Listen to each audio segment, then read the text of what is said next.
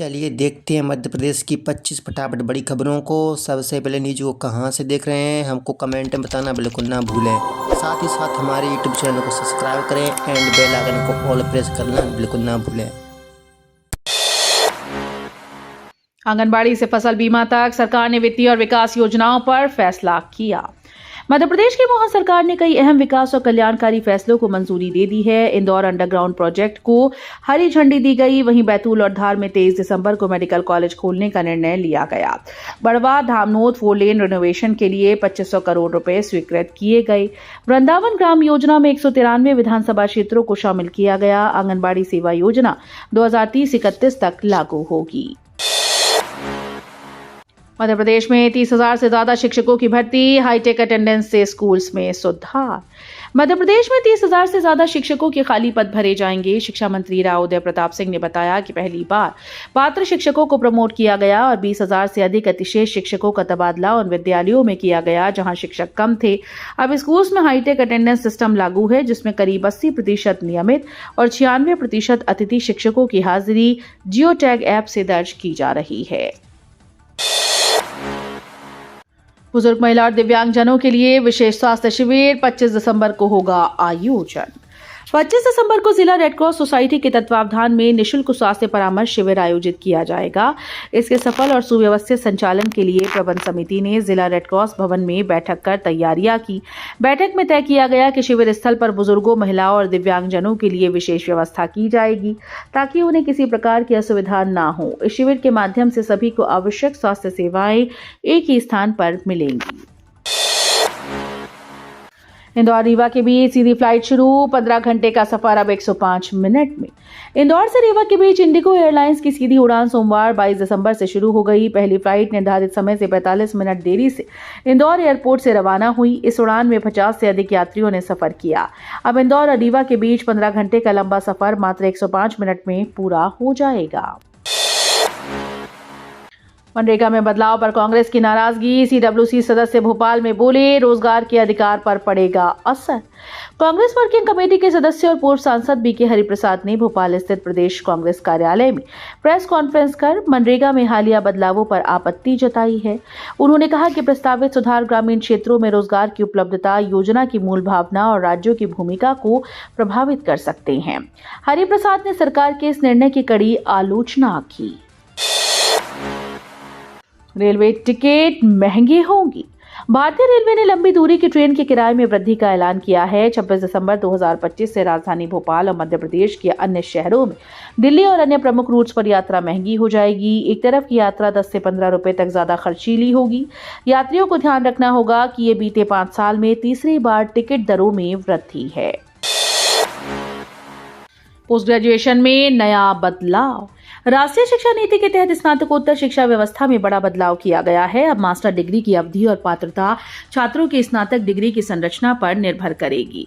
3 और 4 वर्षीय स्नातक डिग्री धारकों के लिए अलग अलग विकल्प, credit system, fast track course, diploma exit और इंटर्नशिप रिसर्च को विशेष महत्व दिया गया है।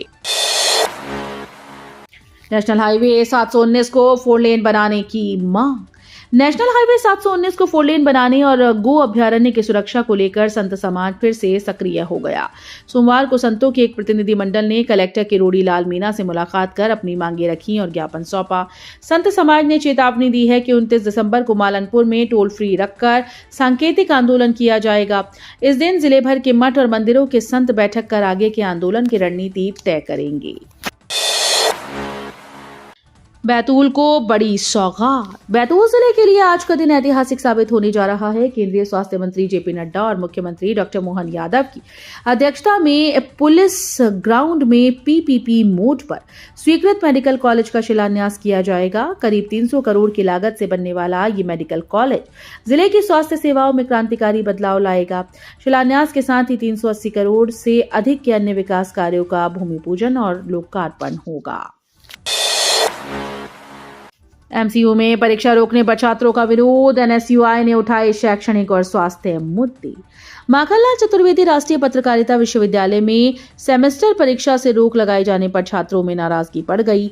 सोमवार को एनएसयूआई प्रदेश अध्यक्ष आशुतोष चौकसी के नेतृत्व में छात्रों का प्रतिनिधिमंडल कुलगुरु से मिला।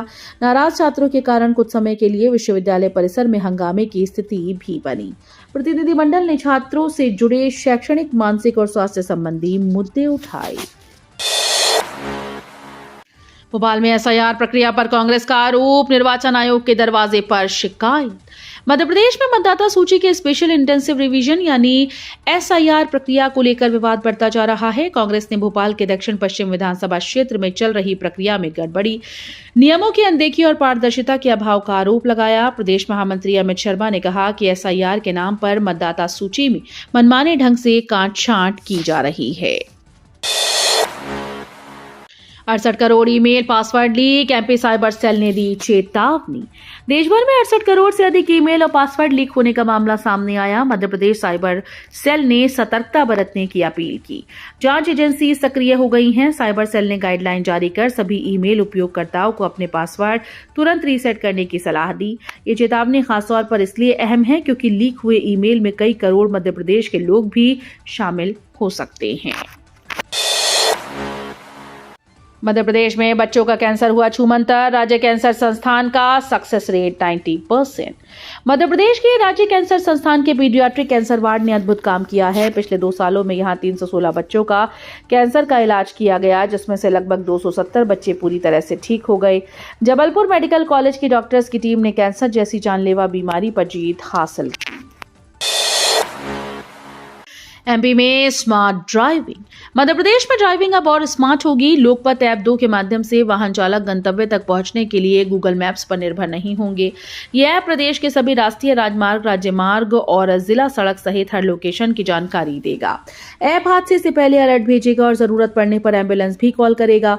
मध्य प्रदेश सरकार का लोक निर्माण विभाग और गुजरात के भास्कराचार्य संस्थान ने मिलकर इसे विकसित किया है। तस्लीन अयोध्या बाईपास के बदले एनएचएआई लगाएगा 81,000 पौधे। भोपाल के अयोध्या बाईपास को तस्लीन बनाने की तैयारी के बीच पर्यावरण संतुलन को लेकर बड़ा फैसला लिया गया है। आसाराम चौराहे से रत्नागिरी तिराहे तक करीब 16 किलोमीटर लंबे मार्ग पर पेड़ों की कटाई के बदले एनएचएआई 81,000 पौधे लगाएगा। वहीं एनजीटी के निर्देश पर सेंट्रल वर्ष की चौड़ाई 5 मीटर से घटाकर 1.5 मीटर कर दी गई है। एमपी के स्कूल्स में होगी गाय पर पढ़ाई, गुरुकुलम में मिलेगा स्थान।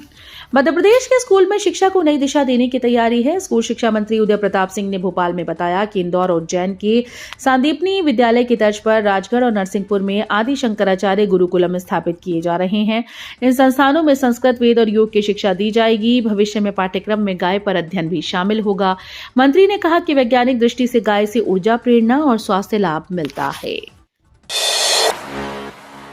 जमीन के 1985 से 2004 के रिकॉर्ड होंगे डिजिटल। तहसील के चक्कर अब घर बैठे खत्म।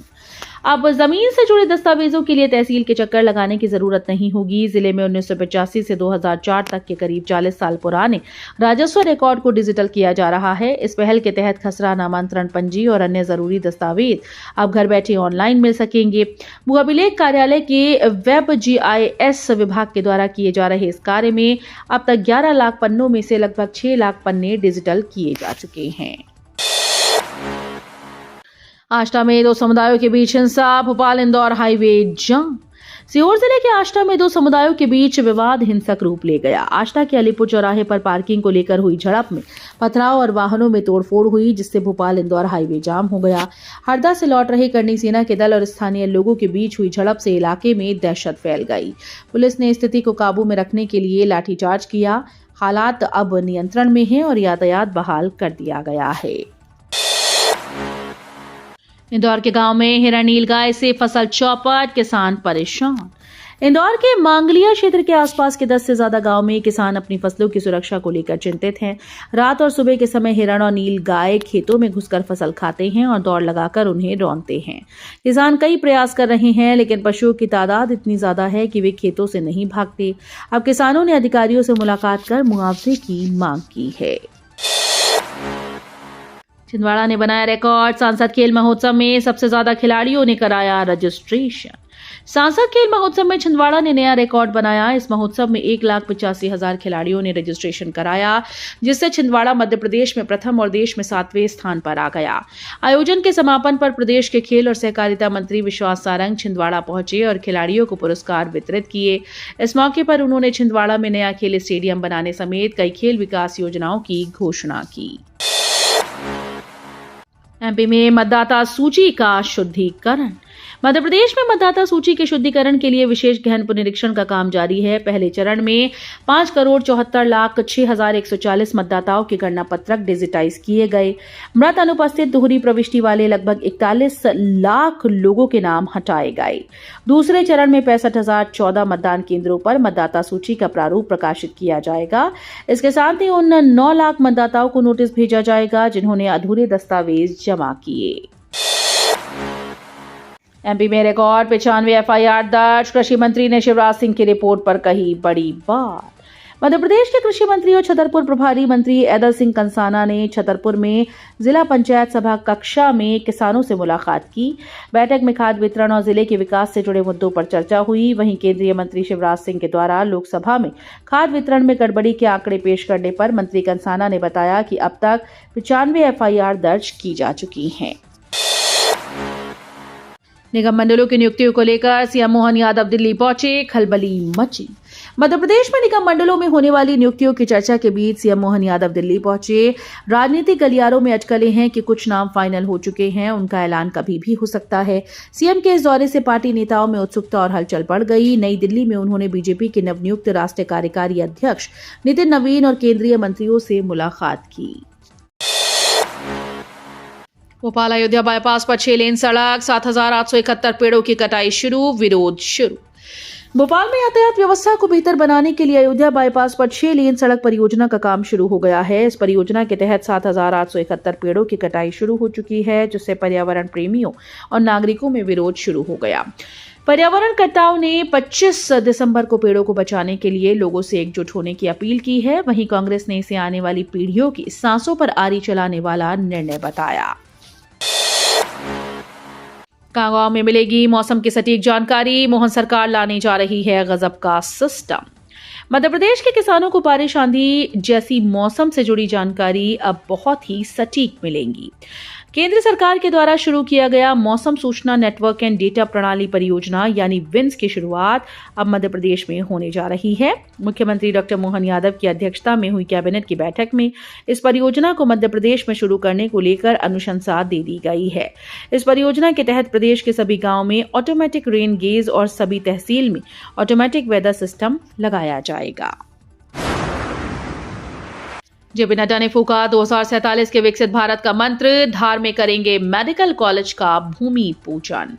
भाजपा के राष्ट्रीय अध्यक्ष जेपी नड्डा मध्य प्रदेश के दौरे पर हैं। सोमवार को उन्होंने इंदौर पहुंचकर पार्टी कार्यकर्ताओं को 2047 तक विकसित भारत बनाने का मंत्र दिया। वहीं आज मंगलवार को जेपी नड्डा धार में मेडिकल कॉलेज के भूमि पूजन कार्यक्रम में शामिल होंगे। इंदौर एयरपोर्ट पर उनके स्वागत के लिए मुख्यमंत्री डॉक्टर मोहन यादव, भारतीय जनता पार्टी के प्रदेश अध्यक्ष हेमंत खंडेलवाल, मंत्री कैलाश विजयवर्गीय, महापौर पुष्यमित्र भार्गव सहित भारतीय जनता पार्टी के कई बड़े नेता और सैकड़ों की संख्या में कार्यकर्ता मौजूद थे। वीडियो अच्छी लगी तो वीडियो करिए लाइक एंड चैनल को सब्सक्राइब कर बेल आइकन को और प्रेस कर लीजिएगा।